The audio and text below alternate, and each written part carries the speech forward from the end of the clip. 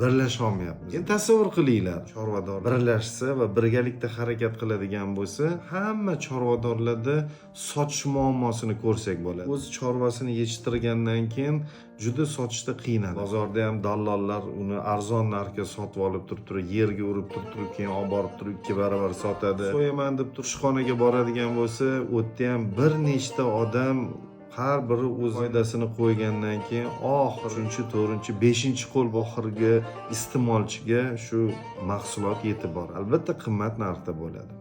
Agar bir nechta odam birlashib chorvani boqishdan tortib oxiri do'konda sotilishgacha hammasi bitta jamoaniki bo'ladigan bo'lsa, qattiqdir, demak foydalardan voz kechib bozorda narxi arzonlashtirishimiz. Endi buni bitta odam amalga oshirishi qiyin. Hali ham bo'lsa, mahalliy tadbirkorlarni hamkorlikka chaqiraman.